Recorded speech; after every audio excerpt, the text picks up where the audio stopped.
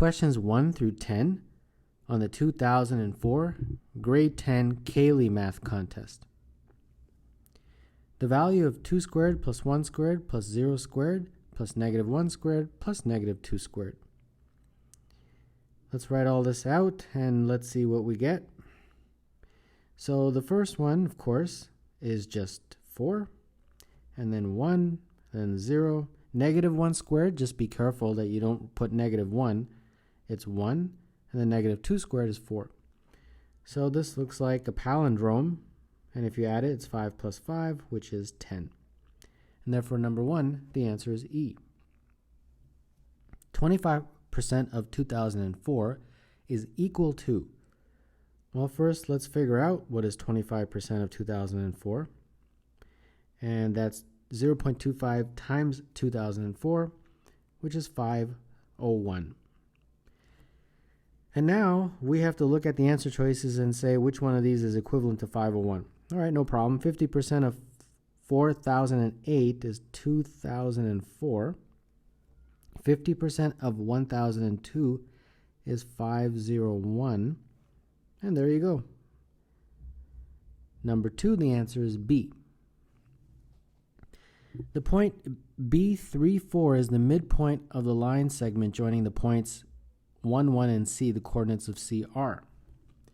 So here's C, and B is the midpoint of that line. So if you remember, you have to figure out the midpoint.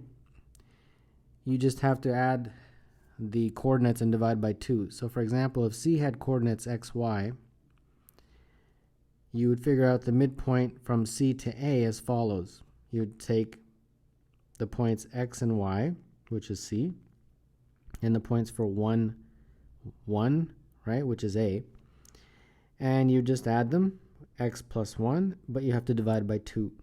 And similarly, y plus 1 divided by 2. And this gives you the midpoint. And the midpoint, they have given you the numerical value, is 3, 4. And there you go. So that means that x plus 1 over 2 is equal to 3, and y plus 1 over 2 is equal to 4. So let's solve each of these individually. X plus 1 over 2 is 3, so x plus 1 is equal to 6, and therefore x is equal to 5. All right?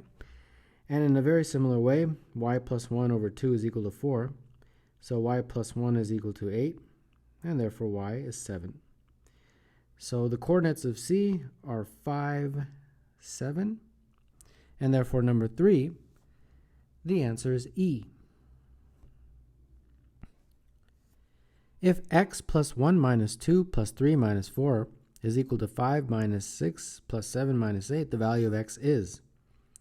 So, sounds like a pretty straightforward question of addition and subtraction. The only thing I can think of is like people would get a little confused, or with the pluses and minuses, they miscopy the question, put it like a plus there or something like that. You know, those silly mistakes that break your heart later on. So if you do this, well, just simple math, right? I mean, what do we have here? Negative 1, I believe. And then over here, negative 1, like that. So it's basically x minus 2 is equal to minus 2. Add 2 to both sides, and you get x equal to 0. All right? 4 would be therefore C. In the sequence, each figure is made up of small squares of side length 1. What is the outer perimeter of the 5th figure in the sequence? So you've got 1, 3, and 5. So I'm assuming that if you keep that going, you're going to have a figure with 7 and then a figure with 9. Right? Because this is 1, this is 3, and this is 5, and therefore this would be 7, and this would be 9 in terms of the number of small squares. So they want you to figure out the perimeter.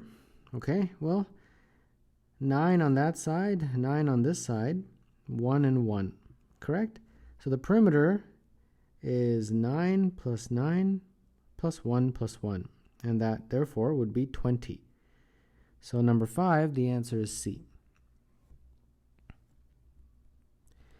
If x plus 6y is 17, the value of 7x plus 42y is x plus 6y is 17, 7x plus 42y. Okay, well, they don't give you a second equation that you can solve, so I'm thinking you just have to compare these. If you take this guy and multiply by 7, everything, you'll get 7 times x plus 6y, and on the other side you get 7 times 17.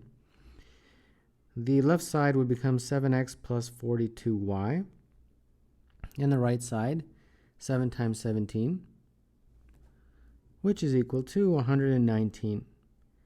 And therefore that's it. That's what they wanted you to figure out. So number 6, the answer is E. If 3 squared plus 3 squared plus 3 squared is equal to 3a, the value of a is. All right, the temptation here is to leap to the wrong answer.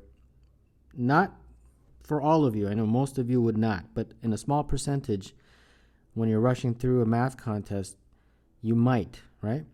And the temptation, of course, is just to say, oh, it's an addition question. 2 plus 2 plus 2 is 6, and therefore a is 6. Circles this and then move on. And then later your heart gets broken because that was a very silly mistake, right? So just take your time, take 5 seconds, read the question carefully, and that way you will save yourself from the heartbreak. So 3 squared is 9, right? Each of those, and that's 3 to the power of a. And then 9 plus 9 plus 9, of course, is 27, 3 to the power of a. 27 is what? 3 to the power of 3. And therefore, since the bases are the same, the exponents are the same. So therefore, a is equal to 3. So the correct answer for number 7 is B. In the diagram, O is the center of each circle. The circumference of the circles are 24 pi and 14 pi. B is a point on the outer circle, and OB intersects the inner circle at A. The length of AB is. So in the big triangle, or the big circle I should say, I need to learn my shapes. I got to go back and review what a triangle looks like and what a circle looks like. So the big one, the circumference is equal to pi d, right? That's the standard formula. And they tell you that it's equal to 24. And therefore pi d is 24. Now, d, diameter, is also 2 times the radius, correct? So my equation becomes 24 pi is equal to pi times 2r. Now the pi's cancel, so I'm just left with 24 is equal to 2r, and therefore the radius is 12 for the big one. So from here to here is 12. So I'll just put that in there like that. Now let's turn our attention to the smaller one, smaller circle. I'll write small c is equal to pi small d. And in a very similar way, they tell you that it's 14 pi, the circumference, and pi times diameter, which is 2 times small r. Pi's cancel, we get basically 14 is equal to 2 times the small radius, and therefore the small radius is 7. So that means that the distance from O to A, that region, is 7. And in this question, they want you to find the length of AB. AB is right here. So AB would basically be from there to there, which is 12, minus OA, which is 7. And therefore AB is equal to 5. So number 8, the answer is B. 2 vertical towers, AB and CD, are located 16 meters apart on the flat ground as shown. Tower AB is 18 meters tall and tower CD is 30 meters tall. Ropes are tied from A to C and from B to C. Assuming the ropes are taut, the total length of rope is. Okay, so they want you to find the distance first of all from A to C, and then add to that the distance from B to C. Okay, this basically means 2 Pythagorean theorems, I believe. So the first one, of course, will be like that. And then the next one, of course, that triangle is already drawn in for you. Okay, let's start labeling. So a lot of this is already labeled. Now this distance from here to here, right there, that blue region, is what? Well, the whole thing was 30, right? And that's 18. So the blue region will be 30 minus 18, which is 12. And then this green, or that length, is 16. It's the same as the bottom. So there you go. The first right triangle, AC, would give me AC squared is equal to 16 squared plus 12 squared. And therefore that is equal to 256 plus 144. And that's 400. So therefore AC is equal to 20. And then we have to figure out C to B, that hypotenuse. All right, no problem. CB squared is equal to 16 squared plus 30 squared, right? Those are the dimensions of that triangle. And this looks like 256 plus 900, and that is 1156. And therefore CB would be the root of that, which is 34. So the total length of rope is AC plus CB, and therefore AC plus CB is 20 plus 34, which is equal to 54. So number 9, the answer is A. In the figure shown, it is folded to make a cube. What letter is opposite G? So first let's draw a cube. Let's draw a cube and see what I get. These conceptual questions are oftentimes placed on math contests, and they're one of those things that you I personally think they're just time drains, because some people have a very good conceptual ability and some people don't. And I'll be honest with you, I'm sort of in the middle. I kind of think about it and I second guess myself. I think, oh no, that's not right. And it's just a time drain, really. And you don't have any time on a math contest. All right, let's figure this out. So I'm going to first concentrate on the letter J. And I'm going to put that, where do I want to put it? I'll put it right here on top. Okay? Now the flap that goes down is here. This is S. Okay, do this carefully here. And then the flap on the other side, which would be this square right here, okay, that will be I.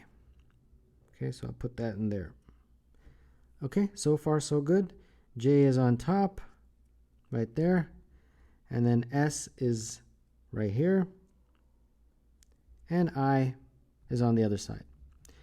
So I'm completed the first three. Now K, where does K go? I think most of you can easily figure out that K goes on the side here. Now that J, I, S, and K have been placed, we get to the final two, which are H and G. And those, in my opinion, are conceptually a bit challenging. Now, when you flip I down, correct? H will also flip down. And it will be on the same sort of area as K. I hope you can see that. Because K flips down, I flips down, but I and H are on the same level. So when K is flipped down and I is flipped down, they are here and here, correct?